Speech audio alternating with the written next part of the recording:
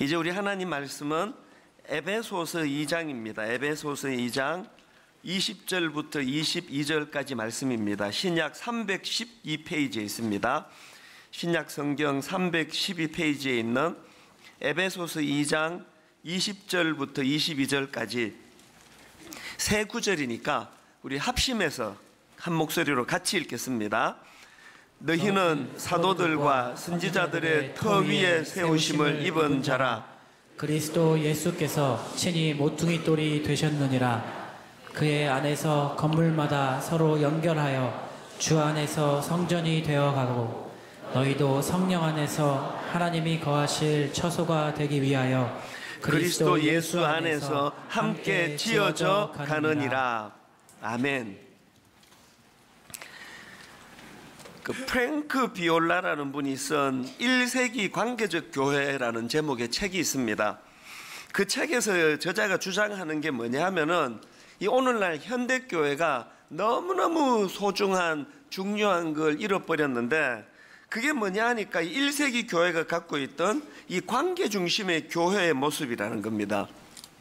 그 책 머릿말에서 할 밀러라는 분이 쓴 글에 보면은 이제 그 책 전체를 요약하는 것 같은 그런 내용의 말이 나오는데요. 한번 들어보십시오. 대부분의 현대 교인들에게 교회는 그리스도의 몸이나 하나님의 가족이라는 개념보다는 하나의 조직이나 기관으로 인식된다.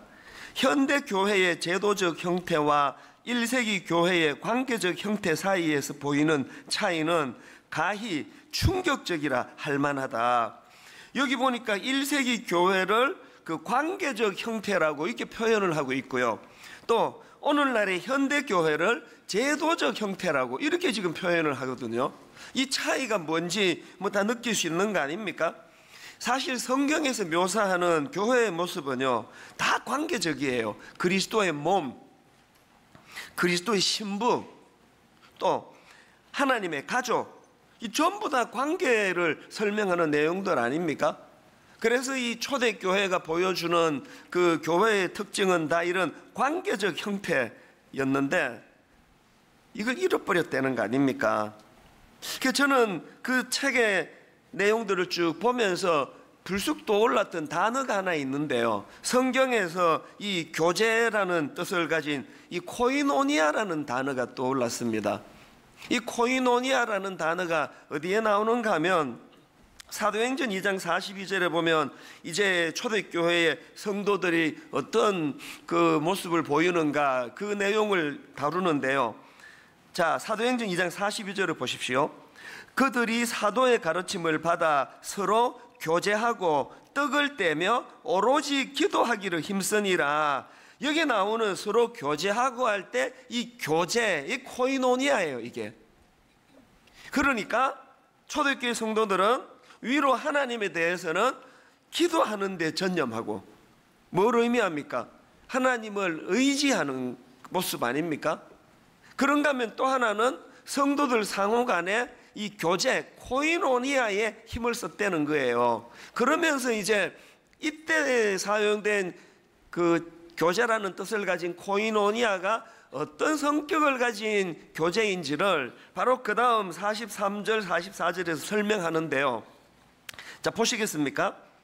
사람마다 두려워하는데 사도들로 말미암아 기사와 표적이 많이 나타나니 믿는 사람이 다 함께 있어 모든 물건을 서로 통용하고, 여기 나오는 통용이라는 단어도 이게 코이노니아예요. 뭘 의미하겠습니까?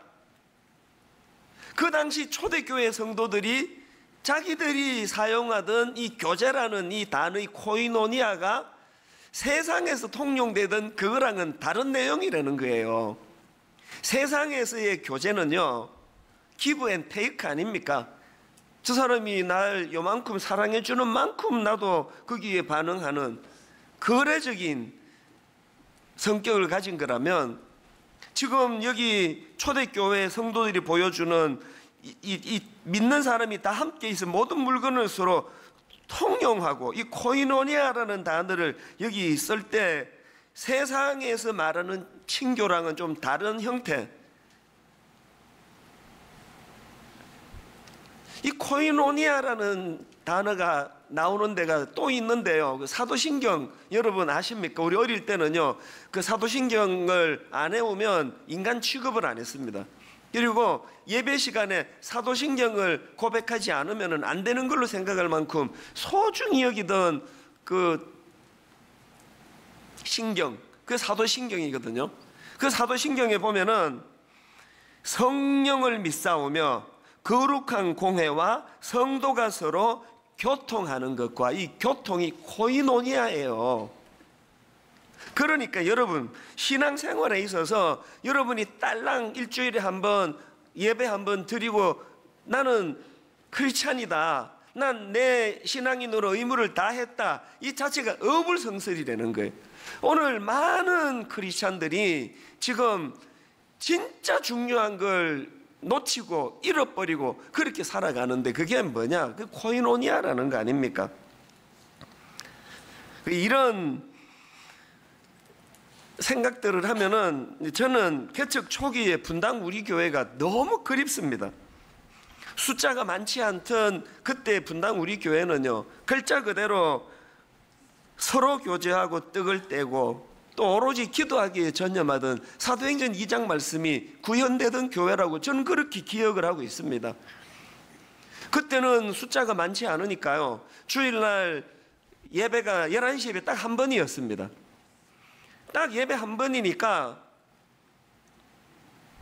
두 번이었네요. 9시에 한 번, 11시에 한 번. 9시에는요 중고등부를 제가 인도했거든요. 그래서 같은 설교를 가지고 9시 예배 때는 쉽게 이제 중고등부 애들에게 설교하고 11시 어른들에게는 또 본문을 가지고 조금 더 깊이 이제 설교를 하고 그러는데 어른들을 위한 예배는 한 번이 맞습니다. 뒤에 뭘 또 해야 되는 게 없다가 보니까요 쫓기는 게 없었잖아요. 그래서 이제 설교하고 뒤에 찬양하고 기도가 막 얼마나 풍성했는지 모릅니다. 어떨 때는 예배를 막 1시간 40분 좀 열받으면 막 2시간씩 드린 적도 있습니다. 막 찬양 시큰 부르고 기도 막 시큰하고 그렇게 예배가 다 끝나면요, 뭐 급한 일이 있어서 몇 분 가시는 분 빼고는요 거의 대부분이 또 다 같이 식사를 했습니다. 집에서 뭐 반찬 이런 게 한두 개씩 딱 좀 갖고 오고 그래가지고 막 이 큰 그릇에다가 갖고 온 거 다 넣어가지고 비빔밥 만들어가지고 그렇게 나눠 먹고 내가 잊혀지지가 않아요, 그 코이노니아가. 그랬는데 이 교회가 점점 커지면서 1부부터 5부까지 예배를 드리다 보니까 성도 간의 교제가 어디 있습니까? 지금 예배 끝나면 빨리빨리 차 빼고 빨리빨리 집에 가야지 그 다음 부서가 예배를 드리죠. 오늘 분당 우리 교회가요 정말 소중한 그 무엇을 잃고 있다고, 그게 코이노니아라는 거예요. 이런 관점에서 저는 분당 우리 교회가 이 코이노니아와 관련해 가지고 마지막 보루처럼 하나 있는 게 그게 전 다락방이라고 생각합니다. 다른 교회에서 그 구역 모임이라고 하는데요, 한 7명, 8명, 많으면 한 10명 이렇게 남자는 남자끼리 여자는 여자끼리 저희는 그렇게 다락방을 하는데요, 이게 우리 교회가 붙잡고 있는 코이노니아를 경험하는 정말 이게 마지막 보루라고 저는 생각해요. 매주 금요일마다 이 모임을 저희가 가지는데요, 한 번은 어떤 성도님이 교회 홈페이지에다가 이 제목이 소중한 다락방, 이게 이제 왜 이런 글을 올렸나 보니까요, 이제 방학이에요. 종강 모임을 이제 어제 가지고 이제 한 달 반 이제 다락방을 못 가잖아요. 그런 게 너무 아쉬워가지고 그렇게 이제 글을 올린 거예요. 소중한 다락방 이런 제목으로요. 거기 보니까요, 지난 학기에 그 다락방에 완전히 처음 예수 믿는 다른 종교를 가지고 있는 분인데요, 주일에는 또 뭐 사정이 있어가지고 교회 예배 드리러도 못 오던 분이에요. 그러니까 완전히 이 신앙생활 처음 하는데 교회는 여전히 나가본 적이 없고 그 금요일 날 다락방에만 이제 나갔던 그 초신자분이 계시는데요, 그분이 이제 종강을 하면서 그 단체 카톡방에다가 글을 남긴 거예요. 그래서 이제 이분이 그 글을 퍼가지고 이제 우리 홈페이지에다가 이제 올려놓은 내용이에요. 그 글을 한번 제가 읽어드릴게요. 초신자가 쓴 단체 카톡방에 쓴 글이에요. 올 초에 저는 생각지도 못했던 아이의 병을 겪으며 너무나 고통스러웠습니다. 너무나 힘들었지만 그 고통을 부모님이나 형제 자매, 친구들, 심지어 남편과도 나눌 수 없어 더 외로웠습니다. 시간이 지나면서 일상이 흔들리고 저희 가정도 흔들리는 것을 무기력하게 바라보며 참 많은 좌절과 자책을 했습니다. 살면서 처음으로 내 인생이 해피엔딩이 아닐 수도 있겠다는 무서운 생각도 들었답니다. 이 표현 안에 다 담겨 있는 것 같아요. 그것이 얼마나 두렵고 불안한 상황인지, 자기 인생이 해피엔딩으로 끝나지 않고 불행으로 끝날 수도 있겠다, 그런 두려움에 빠져 있던 상황인데요. 그 다음 들어보세요. 그렇게 지쳐서 쓰러질 무렵이 제가 다락방을 만난 늦여름이었습니다. 일주일에 한 번이었지만 말씀을 나누고 일상을 나누고 함께 음식을 나누고 저도 모르게 조금씩 회복이 되었나 봅니다. 너무나 무거운 제 짐을, 저도 벗어 던지고 싶었던 제 짐을 아무런 조건이나 편견 없이 나누어 주신 여러분들에게 진심으로 감사드려요. 저와 아픈 아이를 위해 여러분이 해주신 기도와 나눔들이 제게 큰 힘과 위로가 되었답니다. 이게 앞에서 제가 설명했던 초대교회의 그 코이노니아 아닙니까? 누군지 알지도 못하는, 교회도 안 나가는 한 자매님을 놓고, 그 아픈 아이를 놓고 그 무거운 짐, 자기 스스로도 집어 던지고 싶은 그 짐을 함께 나누어 주었다고 표현하는 그 다락방 안에서 이 코이노니아 말이에요. 저는 우리 교회 안에 이런 코이노니아가 더 살아있다고 생각합니다. 그래서 제가 우리 교역자들에게 메일로 자기 교구 안에서, 지금 다락방 안에서 이런 아름다운 이야기들이 있으면은 나한테 좀 보내달라 그랬더니요, 얼마나 많은 가슴 따뜻한 아름다운 사례들을 제게 보내주는지 너무 마음이 기뻤습니다. 그래서 저는 오늘 이 본문 말씀을 이 관점으로 이제 오늘 본문 말씀을 좀 살펴보려고 하는데요. 오늘 본문은 이 예수 그리스도의 십자가로 변화받은 그리스도인들이 한 세 사람으로 지으심을 받고 그렇게 함께 지어져가는 성전이 되었다고 선포하는 내용인데요. 저는 오늘 이 본문 말씀에서 발견되는 이 건강한 소그룹이 되기 위해서 갖추어야 될 4가지 요소들, 이것들을 좀 살펴보려고 합니다. 자, 여러분, 이 건강한 소그룹, 건강한 다락방 모임을 위한 4가지 요소 중에 첫째가 뭐냐? 말씀이에요. 말씀. 20절입니다. 너희는 사도들과 선지자들의 터 위에 세우심을 입은 자라. 여기 나오는 터라는 단어는 원어로는 기초라는 뜻을 가진 단어인데요. 사도들과 선지자들의 터 위에 세워졌다는 것은 초대교회는 그들이 전했던 복음과 말씀, 그 말씀이 교회의 기초가 되었음을 강조하는 표현이에요. 교회나 그 교회의 구성원들인 저나 여러분 각자는요, 그 사도들과 선지자들이 전한 이 말씀이 그 중심의 기초가 되어야 해요. 예레미야 15장 16절에 보니까 만군의 하나님 여호와시여, 나는 주의 이름으로 일컬음을 받는 자라. 내가 주의 말씀을 얻어먹었사오니 주의 말씀은 내게 기쁨과 내 마음의 즐거움이오나. 자, 여러분, 저 구절을 보니까 좀 이상하게 느껴지는 게 있지 않습니까? 아니, 우리는 보통 주의 말씀은 읽었사오니 이렇게 표현하는데, 저기 보니까 주의 말씀, 내가 주의 말씀을 얻어먹었사오니 이런 표현을 쓰고 있단 말입니다. 뭘 강조하고 싶은 거예요? 여러분, 우리가 말씀을 얻어먹어야 사는 거예요. 그저 그냥 육신적으로 그냥 배 터지게 먹고 막 살이 뒤룩뒤룩 찌고 그것만이 사는 게 아니에요. 내 영이 살아나기 위해서는 말씀을 얻어먹어야 돼요. 말씀을.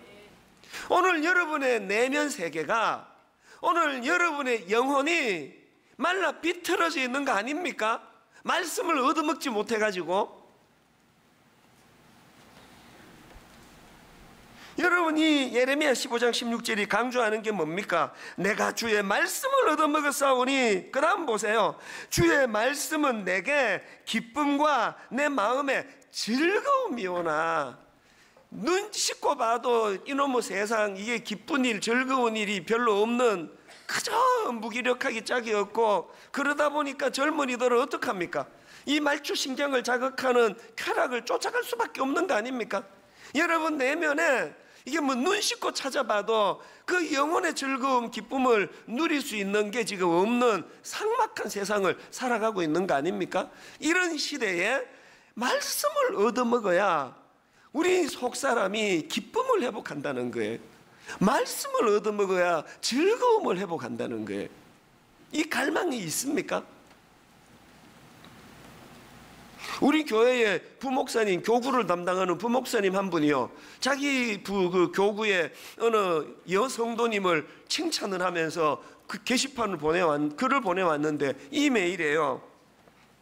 내용을 한번 들어보세요. 이 여자분이 막 그 전문직에 계시는 분인데 막 일이 얼마나 많은지, 일이 정말 많이 남아 있어서 다락방에 참석할 수 없는 상황이 오게 될 때 마음속으로 결심한 것이 있다는 것입니다. 그 다음 들어보세요. 일이 내 삶의 많은 부분을 차지하게 내버려 두지 않을 거야. 일보다 더 중요한 것이 내 영혼에 하나님 말씀을 채우는 것이며, 자신은 이 우선순위를 바꾸지 않을 거라고 스스로에게 선포했다는 것입니다. 그래서 일주일에 한번 다락방에 가서 그 사랑하는 동료 성도들, 순원들과 더불어 말씀을 나누고 싶어가지고요, 이 일을 빨리 처리하려고 그 자기 표현으로 화장실도 참고, 화장실 가는 것도 참을 만큼 그렇게 열심히 하면서 어떻게 해서든 다락방에서 말씀을 나누기를 갈망하는 그런 표현을 했다는 거예요. 이 말씀에 대한 갈망이요. 사실 여러분, 지금 제가 이렇게 말씀을 선포하면 여러분이 그 말씀이 여러분 내면에 이제 들려지면 어떡합니까? 들려진 그 말씀을 이번 한 주 동안 살아내려고 이제 막 애쓰고 몸부림치는 그런 삶을 이제 살아내는 거 아닙니까? 그렇게 단독자로서 말씀대로 살아내려고 애를 쓰다가 금요일 날 이제 다락방이라는 공동체 이름으로 모여서 자기가 어떻게 이 말씀을 살아내려고 애를 썼는지, 어떻게 실패했는지 그런 것들을 함께 나누는 곳이 그게 다락방이라는 거예요. 그리고 또 그날 주시는 말씀을 가지고 이제 함께 나누기 위해서, 그래서요, 그 다락방이나 우리 청년들 그 GBS 같은데 나오는 참석하는 사람들이 그 예습 안 해가지고 가는 사람들, 회개의 역사가 일어나기를 바랍니다. 다락방 나가면서 예습도 안 하고 가가지고 말씀이 어떻게 자리를 잡겠냐고요. 저는 분당 우리 교회 다락방이 이 이 말씀이 살아. 그래서 다락방에만 가면은, 우리 청년부 GBS 같은 성경 공부에만 가면은 말씀을 얻어먹는 역사가, 말씀을 얻어먹는 일이 일어나므로 내 마음의 기쁨이, 즐거움이 회복되는 은혜가 있기를 바랍니다. 그런가 하면은 두 번째로, 여러분 건강한 소그룹 모임이 되기 위해 가지고는 다락방 모임이 이 예수 그리스도 중심의 공동체가 돼야 된다는 겁니다. 이 예수 그리스도 중심, 20절을 다시 보시겠습니까? 너희는 사도들과 선지자들의 터 위에 세우심을 입은 자라. 그 다음 보세요. 그리스도 예수께서 친히 모퉁이 돌이 되셨느니라. 여기 나오는 모퉁이 돌은 한마디로 말하면 기준이 되는 돌이에요. 여러분 그거 아세요? 내가 예수 믿는다는 것은요, 내 삶에 기준이 생긴다는 뜻이고요, 그 기준이 말씀인 동시에 예수 그리스도라는 거예요. 예수 그리스도. 그래서 여러분, 기독교 2000년 역사 중에 저 교회가 이단이냐 정통적인 건강한 교회냐를 구분하는 잣대는 항상 두 가지예요. 그 교회가 66권 하나님의 말씀을 그 삶의 기준 중심으로 인정을 하고 있는가? 그런가 하면은 그 교회는 예수 그리스도가 그 교회의 중심에 서 있는가? 막 다락방이 막 아무리 재밌고 즐겁고 막 순장님이 그냥 걸핏하면 어디 비싼 데 데리고 가가지고 뭐 사주고 막 그래 분위기 좋아도요, 그 다락방 안에 예수 그리스도가 중심에 서 계시지 않는다면 그 다락방은 해체하는 게 좋습니다. 그 무슨 그게 교회에서 진행되는 모임이겠습니까? 그래서 다락방은요, 예수님이 중심에 서 계시고 예수님을 찬양하고 예수님의 능력을 마음으로 회복하고 누리고, 그래서 예수 그리스도 중심의 공동체가 돼야 된다는 거예요. 그런가 하면 세 번째로 또 하나 더 있습니다. 성도 상호 간의 긴밀한 연결. 이게 건강한 다락방의 조건이에요. 21절, 그의 안에서 건물마다 서로 연결하여 주 안에서 성전이 되어가고. 여러분, 이 그림이 그려지세요? 모퉁이돌 대신 예수 그리스도를 축으로 해가지고 그 축을 중심으로 성도 상호 간에 연결이 되고 있는 모습이에요. 이 긴밀한 연결이요, 서로 연결하여 주 안에서 성전이 되어가고. 에베소서 4장 11절을 보니까 그가 어떤 사람은 사도로, 어떤 사람은 선지자로, 어떤 사람은 복음 전하는 자로, 어떤 사람은 목사와 교사로 삼으셨으니, 여기서 지금 강조되는 게 뭐예요? 하나님은 여러 다양한 은사를 한 사람에게 몰아주지 않는다는 거예요. 저기서 계속 강조되는 게 어떤 사람에게는, 어떤 사람에게는, 어떤 사람에게는. 그래서 여러분, 다락방 같은 이런 소그룹에서요, 어떤 탁월한 어떤 사람이 전체를 주도하는 건 아주 잘못된 거예요. 그건 교회 공동체의 모습이 아니에요. 오늘 본문 21절 다시 한번 들어보세요. 그의 안에서 건물마다 서로 연결하여 주 안에서 성전이 되어가고. 더 똑똑한 놈도 없고 덜 똑똑한 놈도 없고 더 중요한 사람도 없고 덜 중요한 사람도 없고, 그냥 에베소 4장 11절에서 하나님이 주셨던 어떤 사람에게는, 어떤 사람에게는, 어떤 사람에게는 내가 받은 그 은사를 가지고 서로가 긴밀하게 연결하고 인정하고 세워주는, 그게 다락방 소그룹이라는 거예요. 그래서 여러분, 한편으로는 그 순장님의 권위를 세워드리고 인정해야 되지만, 한편으로는, 또 다른 한편으로는 그 순장님이 너무 많은 역할을 하는 건 절대 바람직하지 않습니다. 그래서 순장님은 사회자 역할이나 하는 거예요. 그저께도요, 어떤 그 다락방 나가는 그 젊은 부부를 만났는데요, 그분이 하는 말이, 이 두 분은요, 지금은 이제 그 다락방을 옮겼는데 옛날 그 순장님을 잊을 수가 없다는 거예요. 그 왜 그렇게 못 잊어 하느냐 그랬더니 하시는 말씀이, 그 순장님은요, 자기가 뭐 말 많이 하고 그런 분이 아니래요. 이분은 자기가 말을 하는 대신에 그 참석한 분들이 고루고루 자기 속에 있는 이야기를 하도록 너무너무 지혜롭게 잘 진행한다는 거예요. 그리고는 다 모아가지고 마지막으로 결론 부분으로 딱 몇 마디로 그렇게 정리를 해준다는 거예요. 그래서 여러분, 여기 우리 청년부도 저 GBS 지도자들이 있을 거고요, 또 우리 어른들 다락방 순장님들도 계시겠지만, 말씀 많이 하는 지도자는 좋은 지도자가 아니에요.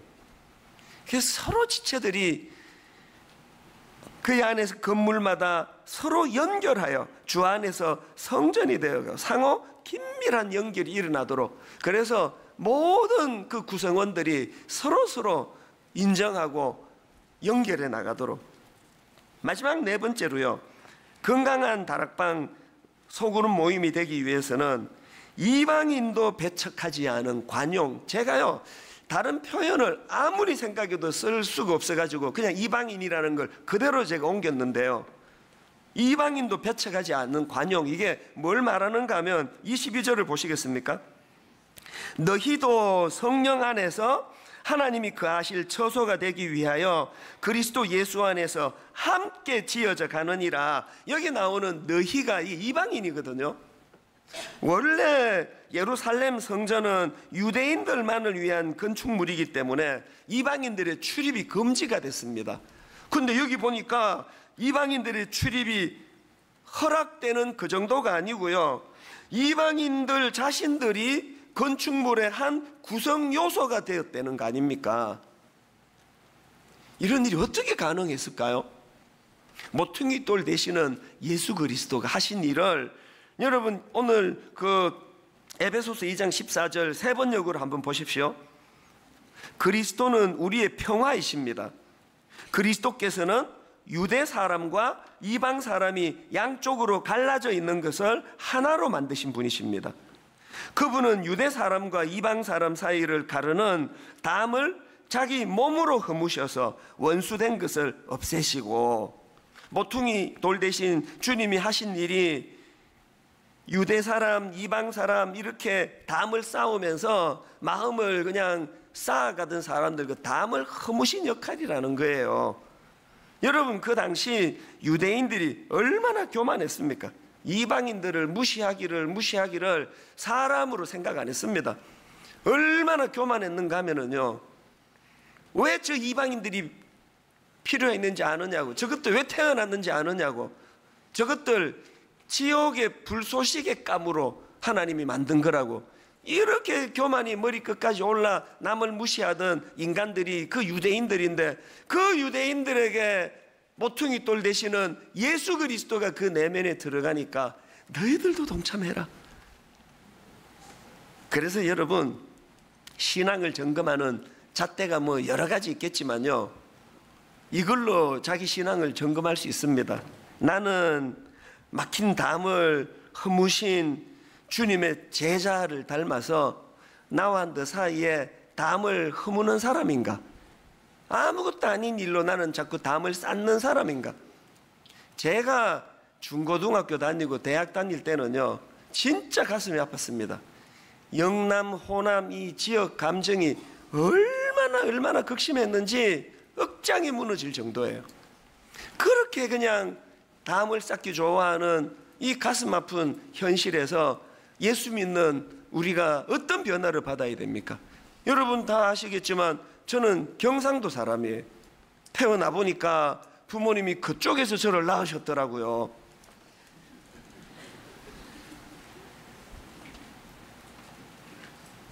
이상하게 제 마음속에 어릴 때부터 이 호남 분들에 대한 빚진 마음이 있는 거예요. 교회를 개척하고요, 부교육자 이렇게 모집하지 않습니까? 제가 의도적으로 그렇게 한 거 아닌데요, 어느 날 우연히 우리 교회 부교육자들 출신지를 점검을 해봤더니요, 전라도 출신이 60%인 거예요. 의도적으로 그렇게 뽑은 거 아닙니다. 무의식 속에 빚진 마음이 있는 거예요. 저희 교회가 지금 1만 성도 파송 운동의 일환으로 1년에 한 교회씩 분립개척을 지금 하고 있지 않습니까? 지금 이제 5번째 분립개척을 지금 진행하고 있는데요, 우연히 어느 날, 저도 처음에 몰랐습니다. 우연히 봤더니요, 분당 우리교회 개척교회 1호, 2호, 3호 부교육자들이 다 전라도 출신이에요. 일부러 그렇게 뽑은 거 아니에요. 제 마음속에, 무의식 속에 무슨 부담을 갖고 있는 겁니까? 막힌 담을 헐어야 되는 거 아닙니까? 여러분은 모퉁이 돌 되시는 주님의 인격을 닮아서 여러분이 나와 너 사이에 오해와 불신의 담을 허무는 역할을 주로 하십니까? 자꾸 오해와 불신의 담을 쌓는 역할을 하고 계십니까? 은혜 아니면요, 우리는 이방인도 배척하지 않는 관용을 가질 수가 없습니다. 최근에 저는요, 아는 후배 목사님에게 메일이 왔는데 너무 감동을 받아가지고요, 이걸 제가 프린트해가지고 우리 집사람에게 보여줬더니 또 우리 집사람도 또 굉장히 이제 은혜를 받더라고요. 몇 갈래로 제가 그 감동을 받았는데요. 이 후배 목사님이 사도행전 11장에 나오는 안디옥 교회 성도들 이야기를 저한테 이제 분석을 해주는데 근데 참 감동을 받았습니다. 사도행전 11장 25절 26절에 보니까 바나바가 사울을 찾으러 다소에 가서 만남에 안디옥에 데리고 와서 둘이 교회에 1년간 모여 있어 큰 무리를 가르쳤고 제자들이 안디옥에서 비로소 그리스도인이라 일컬음을 받게 되었더라. 이때 처음으로 그리스도인이라는 이런 불리움을 받게 됐다는 거예요. 그 질문이 뭐냐 하면 왜 안디옥 교회 때에 비로소 그리스도인이라는 정체성을 얻게 되었을까? 그 목사님의 분석이 참 제게 와닿았습니다. 자, 내용을 한번 들어보세요. 우리는 그리스도인이라는 정체성을 예배나 성찬, 성경 공부나 세례 또는 구제와 세상의 칭송에서 찾고자 합니다. 그런데 이런 것들은 사도행전 2장의 예루살렘 교회 때에도 이미 있었던 요소들이었습니다. 그러나 예루살렘 교회 때에는 그리스도인이라는 일컬음을 받지 못합니다. 사마리아 교회 때에도 많은 능력이 나타나기도 했고 다양한 교회의 모습도 드러났지만 그리스도인이라는 일컬음을 받지 못합니다. 그럼 안디옥 교회의 어떤 모습이 그들을 그리스도인이라 부르게 했을까요? 잘 들어보세요. 안디옥 교회가 예루살렘 교회와 사마리아 교회와 다른 한 가지가 있었다면 처음으로 유대인과 헬라인이 함께 모여 있었다는 것입니다. 그리스도인의 정체성 자체가 유대인들끼리만의 모임이 아니라 헬라인들끼리만의 모임이 아니라 유대인과 헬라인이 함께 모여 있는 모습에 있더란 말입니다. 이사야는 사자들과 양들이 함께 뛰노는 공동체를 꿈꾸었고 사도 바울은 에베소서 2장에서 유대인과 이방인이 십자가로 원수된 것을 허물고 한 세 사람으로 지으심을 받고 한 몸으로 함께 지어져가는 성전이 되었다고 말합니다. 교회는 이렇게 나와 비슷한 사람들끼리의 동호회가 아니라 나와 다른 사람들과 함께 모여있는 모습에 있다고 생각합니다. 이 목사님이 주장하는 게 뭐냐 하니까요, 우리가 진짜 사람들에게 그리스도인이라는 평가를 얻고 싶으면 어떻게 하라고요? 우리끼리 공부 잘하는 애들끼리, 부자들끼리, 같은 지역 사람들끼리, 이런 끼리끼리가 아니라 여기 있는 그대로 안디옥 교회가 다른 교회들과 차별이 있다면 처음으로 유대인과 헬라인이 함께 모여있게 되었다. 이게 그리스도인이라는 평가를 받게 된 결정적인 이유였다는 거예요. 이런 관점으로 여러분 자기를 돌아보신 적 있습니까?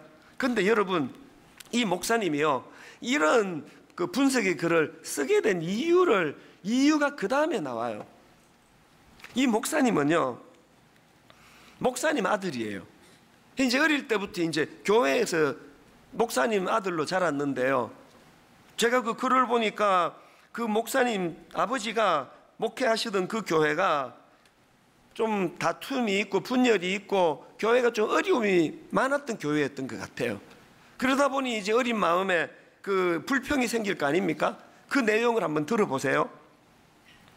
왜 우리 아버지는 옥하는 목사님이나 목사님처럼 목회하지 않나 불만이 많았었습니다.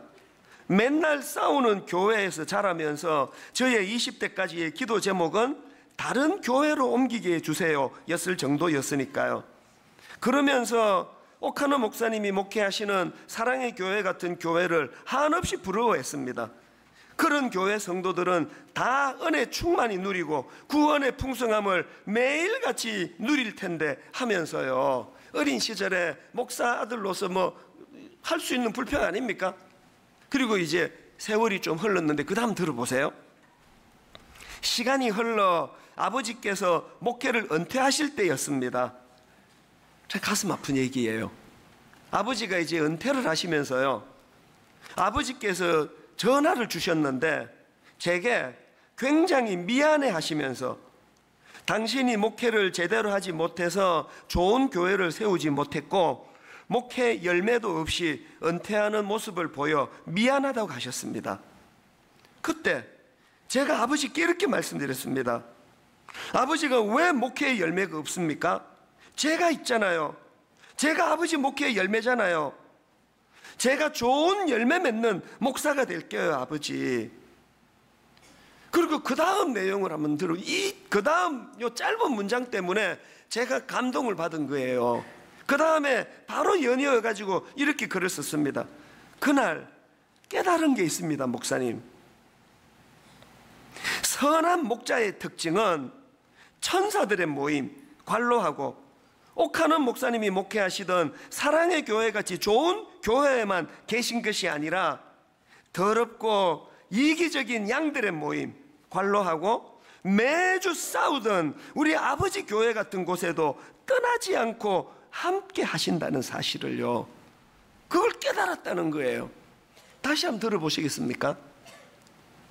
여기서 여러분, 이 선한 목자의 특징, 지금 이 초점을 여러분 잊으시면 안 됩니다. 다시 한번 들어보세요. 선한 목자의 특징은 천사들의 모임, 관로하고 옥하는 목사님이 목회하시던 사랑의 교회같이 좋은 교회에만 가 계신 것이 아니라 더럽고 이기적인 양들의 모임, 관로하고 매주 싸우던 우리 아버지 교회 같은 곳에도 떠나지 않고 함께 하신다는 사실을요, 뭘 지금 말하고 싶은 거예요? 이 목사님 아들, 목사 아들로서 이 목사님의 마음의 변화를 일으킨 포인트가 뭐라고 지금 강조하는 겁니까? 어릴 때는 목자 대신 예수 그리스도를 보지 못하고 눈에 보이는 맨날 싸움질이라 하는 질 나쁜 어떤 어른들, 도대체 교회가 크지를 못하고 숫자가 작은 눈에 보이는 그것들만 보이니까 늘 원망이 나오고 불평이 나오고 아버지의 무능함을 원망을 했었는데, 이 목사님이 성숙해지면서 그런 눈에 보이는 어떤 눈에 보이는 그 저질스러운 인간이 보이는 게 아니라 목자 대신 예수 그리스도가 보이니까 어떻게 변했다고요?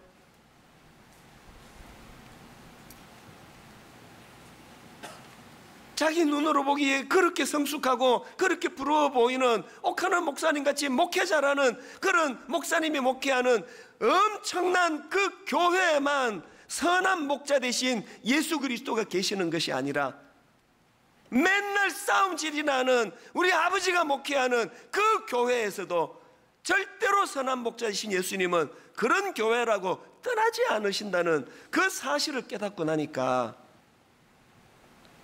그 교회 안에서 참 아름답게 성숙하게 성장하는 성도들이 눈에 보이고 그 중에 하나가 자기라는 걸 깨닫게 됐다는 거 아닙니까?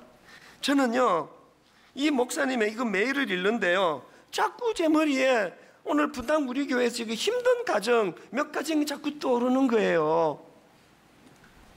분당 우리 교회에 지금 어떤 가정들은요, 우리 가정이 좋은 가정이 아니에요. 어떤 일이 있어가지고 어떤 계기가 있어가지고 우리 가정은 좋은 가정이 아니라고. 우리 가정에서는 절대로 우리 아들이 우리 딸이 이 가정에 좋은 영향을 받을 수 없다고, 이런 가슴 아픈 생각을 하는 분들이 종종 계세요.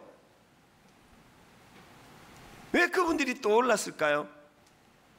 비록 육신의 부모가, 비록 남편이, 비록 아내가 좋은 양이 되지를 못해가지고 그냥 아까 그 목사님의 표현에 의하면은 제대로 씻지도 않아가지고 더럽고 이기적인 양들의 모임, 맨날 그냥 교회 이름 안에 싸움질이나 하는 그런 양들이 모인 것 같은 그런 가정이라 할지라도 영화는 열고 보면 목자 대신 우리 주님은 이런 더럽고 이기적인 양들이 모인 우리 가정이라고 떠나질 않으시고 우리 가정에 계신다는 거예요. 우리의 소망이 거기에 있는 거 아닙니까? 오늘 여러분 자기 스스로를 더러운 양이라고 생각하는 분이 계세요. 나는 하나님의 사랑을 받을 자격을 잃어버렸다고. 난 더러운 양이라고. 여러분, 목자 되신 우리 주님은 마음에 쏙 드는 일 잘하는, 헌금 많이 하는, 깔끔하고 깨끗한 성숙한 그런 양들의 내면에만 거하시는 것이 아니고, 더럽고 씻지도 않고 지저분하고 순종이라고는 눈 씻고 찾아볼 수 없는 그런 양들 곁을 떠나지 않으신다는 사실. 여러분, 좋은 교회가 되기 위해서는요, 이 사실을 자각해야 돼요. 여러분, 이런 얘기는 하고 다니지 마십시오. 우리 교회 목사님 설교가 얼마나 좋은지 알아? 그래서 우리 교회는 좋은 교회야. 혹시 이런 이야기를 하고 다닌 분, 다시는 그런 얘기 하지 마세요. 우리 교회가 얼마나 신사적인 사람이 많은지 알아? 우린 싸우는 교회가 아니야. 그래서 우린 좋은 교회야. 이렇게 얘기하시면 안 되는 거예요. 우리 교회가 좋은 교회가 될 수 있는 유일한 조건이 있다면, 이 교회에는 목자 대신 예수 그리스도가 계시기 때문이에요. 그런가 하면은 이 사실을 깨닫는 사람, 이 선한 목자를 볼 수 있는 사람만이 막힌 담을 허무실 수 있다. 저는 이런 꿈을 꿉니다. 분당 우리 교회 다락방은요, 그저 자기 생활 수준과 비슷한 사람들끼리 모이고 많이 배운 사람들끼리 모이고 그런 교회가 아니에요. 비로소 그리스도인이라는 평가를 받았던 그 기준에 의해 가지고 우리 교회는 많이 배운 사람과 별로 배우지 못한 사람이 전혀 그것 때문에 갈등 없이 서로 사랑할 수 있는 교회. 부자가 가난한 사람이 그것 때문에 과시하지도 않고 그것 때문에 위축되지도 않는 교회. 그래서 제가 말씀드리잖아요. 다락방은 가정에서 해야 된다고. 가정에서 평수 넓은 분들만 가정을 오픈하고, 평수 작은 집은 어디 카페에서 만나고, 이게 우리가 추구하는 교회가 아니에요. 제가 사역반 인도할 때 평수를 까먹었어. 11평이든가 12평이든가. 목사님 너무 방이 작아가지고 우리 훈련 받는 분들 다 앉지도 못합니다. 어디서 하면 좋겠습니까? 단호하게 말씀드렸죠. 어디서 하긴요. 집사님이 집에서 해야죠. 그날 서서 모였습니다. 앉고 서는 게 중요합니까? 그런 걸 기준으로 삼지 않는, 이사야가 꾸었던 꿈처럼 사자들과 어린 양이 함께 교제하고 함께 뒹굴고 그런 일을 꿈을 꾸자는 것, 꿈을 꾸자는 것. 그러기 위해서는 목자 대신 예수 그리스도, 그분이 이 교회의 모퉁이 돌이 되셨다. 저는 오늘 결론의 말씀으로요, 찬양으로요, 이 찬양이요, 주 안에 우린 하나, 모습은 달라도 예수님 한 분만 바라네. 저는요, 이 찬양을 부르는데, 제가 청소년 사회 갈 때 중등부 수련회, 그 어린 코올리기 같은 중학생들이 이 찬양을 부르면서 서로를 축복하고 서로 진심으로 부둥켜 안고 축복하며 눈물을 닦아주던 그 모습이 자꾸 떠오르는 거예요. 애들은 되는데 어른은 안 되는 겁니까? 오늘 여러분, 우리가 주님 이름으로 진실로 축복하고, 그가 가진 어떤 조건, 그가 가진 어떤 그 무엇으로서가 아니라 그 존재가 선한 목자 대신 주님이 기뻐하시는 양이라는 그 하나만으로 사랑받을 수 있는 그런 교회가 되기 원합니다. 우리 가사를 생각하시면서 함께 이 찬양 불러보시기 원합니다. 주 안에 우린 하나.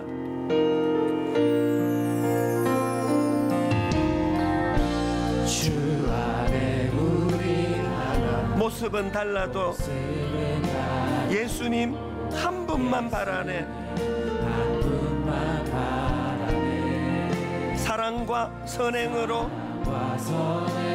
서로를 격려해 따스함으로 보듬어 가리.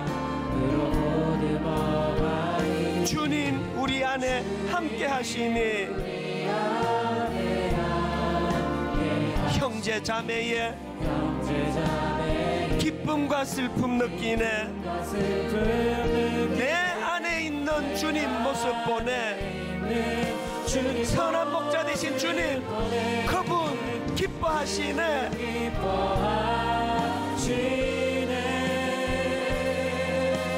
주님 우리를 통해 계획하시네. 부족한 입술로 찬양하게 하시네. 주님 우리를 통해 계획하시네. 너를 통해 하실 일 기대해. 여러분 다시 말씀드립니다. 그 후배 목사님이 자기 아빠가 목회를 하시는데 왜 옥하는 목사님처럼 목회를 못하느냐고. 왜 우리 교회는 맨날 이렇게 작은 교회, 맨날 그냥 싸움 지르라는 교회, 나 어떻게 하면 내가 이 교회를 내가 떠날까. 그 어릴 때 그게 그 목사님 생각의 중심이었는데 생각이 왜 바뀌었습니까? 아버지가 미안해가지고 은퇴하시면서 아들한테 전화하니까 아빠가 왜 실패한 거냐고. 오늘 여러분은 도대체 뭐가 여러분 삶의 기준이고 중심이세요? 그 젊은 목사님 매일에 더럽고 이기적인 양들의 모임 관로하고 매주 싸우던 우리 아버지 교회 같은 곳에도 떠나지 않고 함께 하신다는 선한 목자의 특징을 내가 알고부터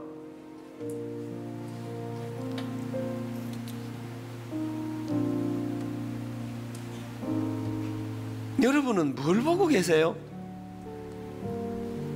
여러분 여기 이 후렴 가사를 우리 중학교 애들과 부르면서 부둥켜 안고 얼마나 울었는지 아세요? 주님 우리를 통해 계획하신 일, 부족한 입술로 찬양하게 하신 일, 주님 우리를 통해 계획하신 일, 마지막 가사 너를 통해 하실 일 기대해. 여러분 씻지도 않아가지고 더럽고 냄새나고 순종이라고는 할 줄 모르는 그런 초라하기 짝이 없는 양 같은 저라 할지라도 그것 때문에 떠나지 아니하시는 그 선한 목자 되신 주님께서 56년 7년 동안 저에게 주셨던 메시지가 딱 이 메시지예요. 나는 너를 통해 하실 일을 기대해. 너를 통해 하실 일을 기대해. 내가 하는 일이 아니었습니다. 선한 목자 되신 주님께서 너를 통해 하실 일을 기대해. 우리 후렴부터 한 번 더 찬양하지 않으시겠습니까? 여러분 이 목사님이 가졌던 생각의 전환이 일어날 때 여러분을 통해 하실 일을 기대하는 이 기대감이 회복될 줄로 믿습니다. 후렴부터 찬양할 때 성령님이 그 사실을 깨닫게 해주시기 원합니다.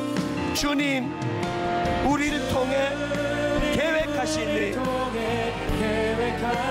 부족한 입술로 찬양하게 하신 일,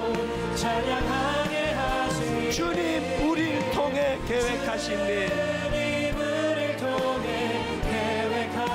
너를 통해 하실 일 기대해.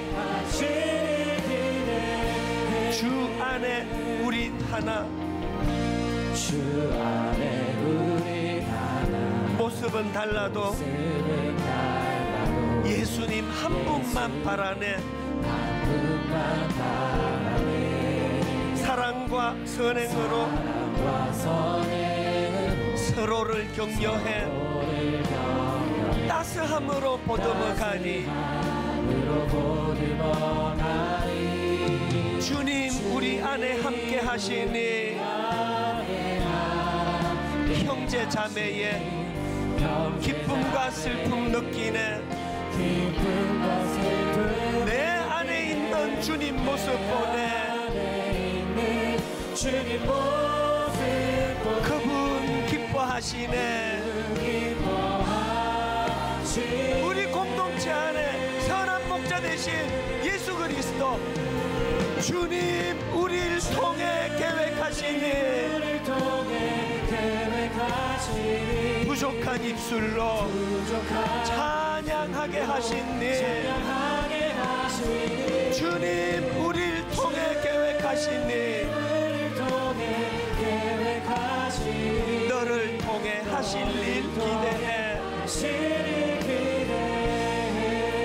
우리 같이 한번 기도할 때 하나님 그 눈을 우리에게 주시옵소서. 그리고 우리 공동체에 선한 목자 되신 예수 그리스도가 우리의 인도자가 되신다면 아버지 서로를 격려하기 원합니다. 서로를 사랑하기 원합니다. 막힌 담을 허물기 원합니다.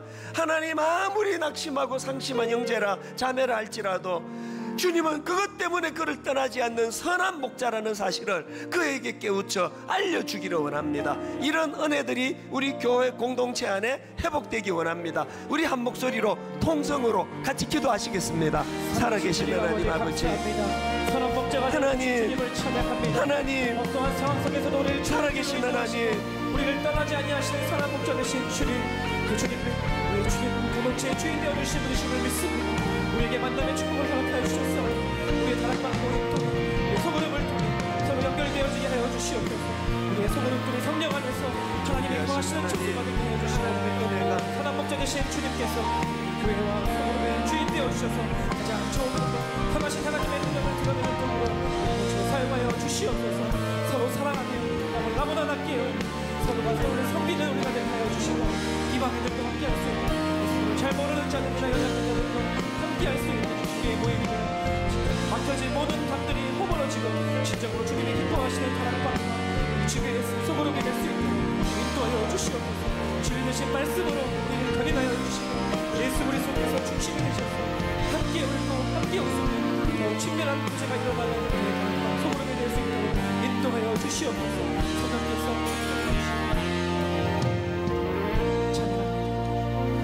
너희는 사도들과 선지자들의 터 위에 세우심을 입은 자라. 그리스도 예수께서 친히 모퉁이 돌이 되셨느니라. 그의 안에서 건물마다 서로 연결하여 주 안에서 성전이 되어가고 너희도 성령 안에서 하나님이 거하실 처소가 되기 위하여 그리스도 예수 안에서 함께 지어져 가느니라. 살아계신 하나님, 오늘 우리 공동체 안에 예수 그리스도가 모퉁이 돌이 되시고 예수 그리스도가 선한 목자가 되신다는 이 사실을 놓치지 않기를 원합니다. 아무리 더럽고 지저분하고 불순종하는 양이라 할지라도 그것 때문에 그것들 내버려두고 떠나시는 목자가 아니라 그런 그들일수록 더 마음을 가지고 보듬어 안으시는 선한 목자 되신 주님이 우리 공동체의 모퉁이 돌이 되시기 때문에 오늘 우리가 새로운 꿈을 꿀 수가 있는 줄 믿습니다.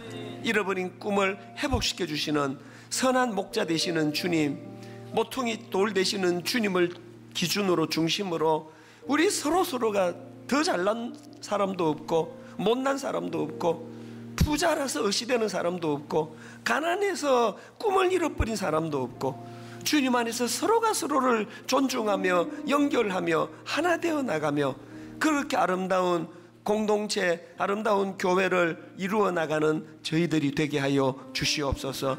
그 은혜의 자리로 인도하여 주시기 원하옵고 예수님 이름으로 기도드립니다. 아멘. 우리 다 자리에서 일어나셔서 찬송가 210장 우리 1절 찬양 부르고 예배를 마무리하겠습니다.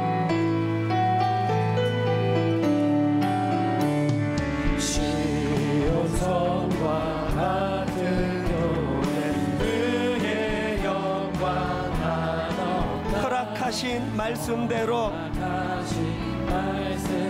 주가 친히 세웠다. 반석 위 세운 교회 흔들 자가 누구냐. 모든 원수 애워싸고 아무 근심 없도다. 살아계신 하나님, 모든 원수 애워싸도 아무 근심 없도다. 이렇게 고백할 수 있는 믿음의 하나님의 자녀들 되게 하여 주시옵소서. 우리 주 예수 그리스도의 은혜와 하나님 아버지의 다함 없는 사랑과 성령님의 감동, 감화, 위로, 교통 충만하심의 역사가 오늘 주신 말씀 마음에 담고 힘 얻어 달려가기로 다짐하며 예배하는 모든 주의 자녀들 머리 위에 지금부터 영원토록 함께 하시기를 간절히 축원하옵나이다. 아멘.